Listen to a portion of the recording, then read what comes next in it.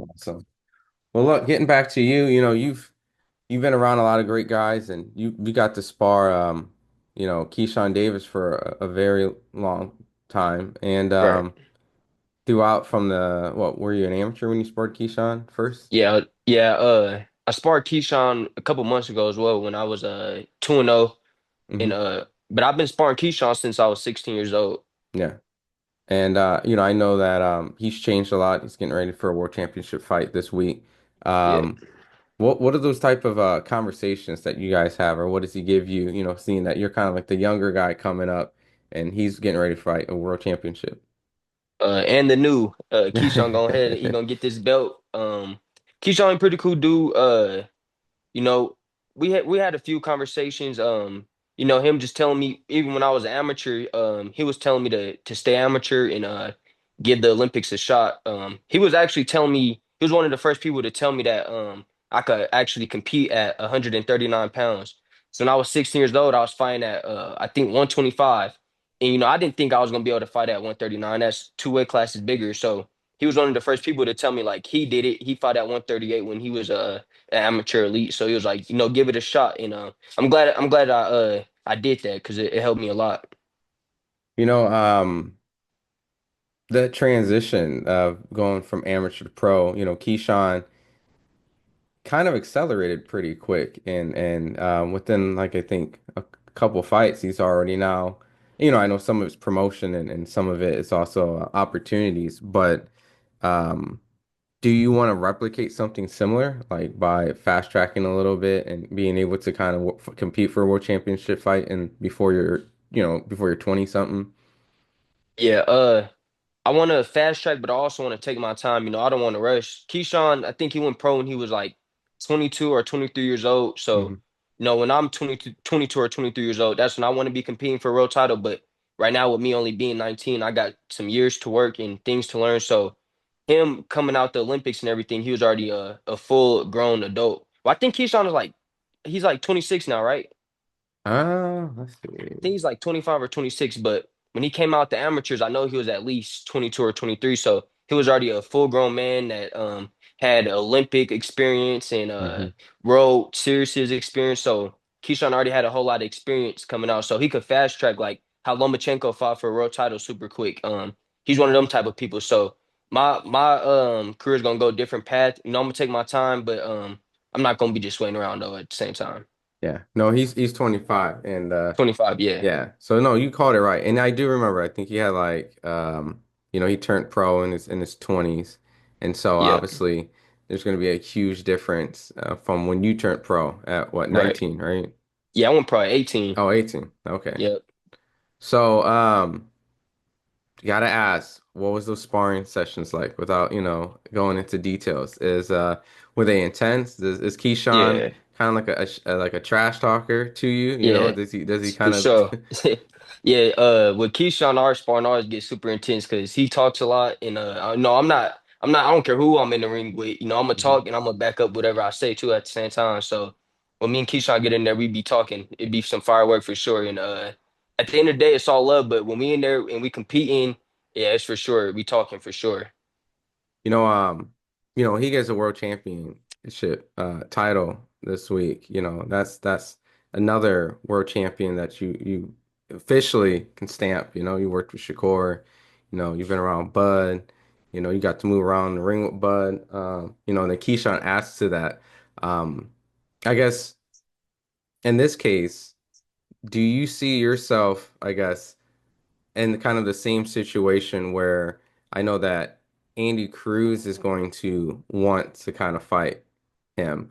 Um, Zaquan Moses and these other guys, they're getting a lot of attention right now, but they're probably going to want to get that get back with you, right? And the professionals, Yeah. do you see yourself having amateur rivalries like Keyshawn and Andy Cruz? Yeah, for sure. For sure. We're gonna do it. A lot of the top amateurs I already know I'm gonna fight them. People I fought, people I beat, or people that maybe beat me. We for sure got to run that back. Even in my wins, I feel like there's a lot of things I could have did better.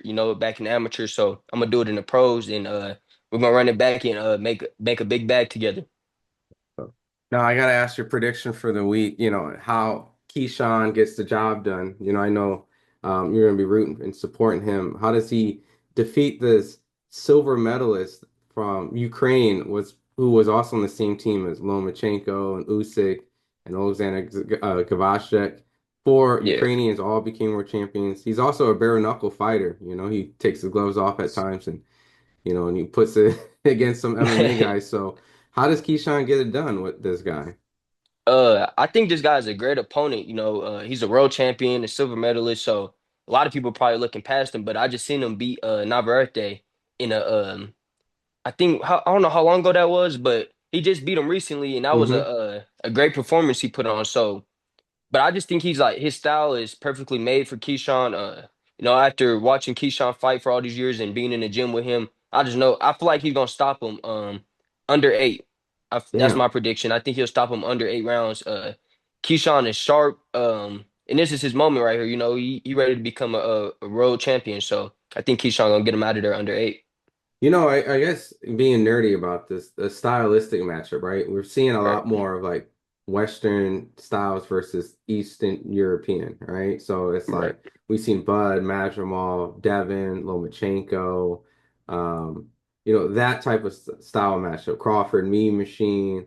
Um, so in this kind of same scenario, I'm expecting Keyshawn having like the fluid rhythm of like an American, they kind of call it like the slip black American style.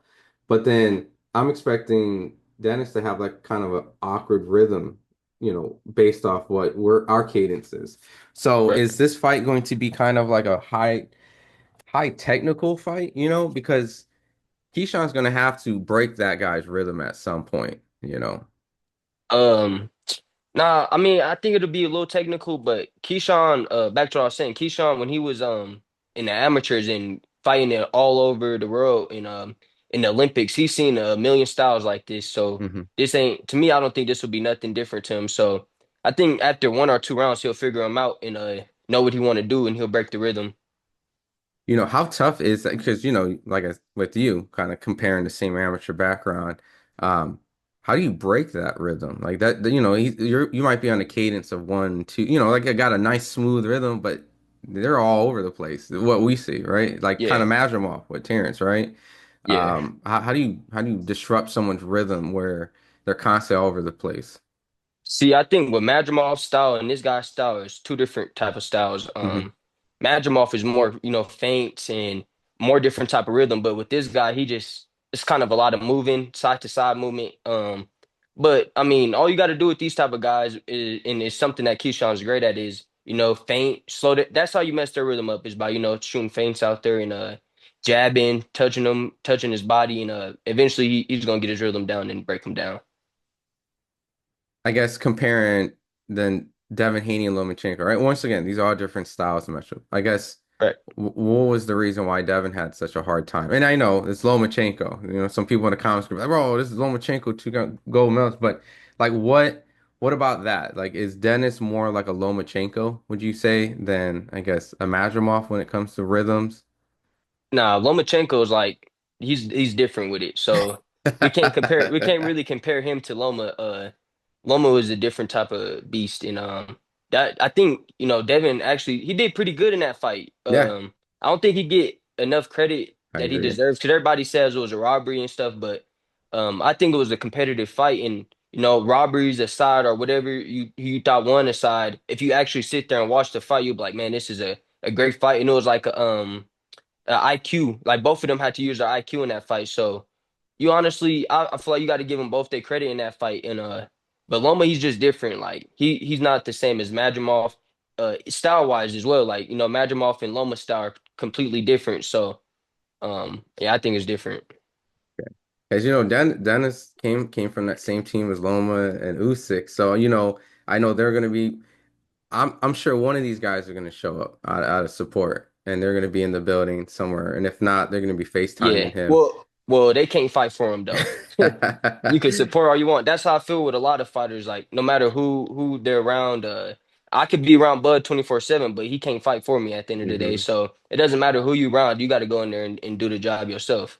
Yeah, no, exactly. And this is one of those cases where, Usyk, Alexander Gavashek, and Lomachenko will be on this side. And then on Keyshawn's side, it's gonna be you, Bud, Shakur. Yeah. So this is gonna be a huge fight out in Madison Square Garden. So I know that you'll be rooting for him, and we'll Yeah, for sure. definitely I'm be. ready for him to go get that belt for sure.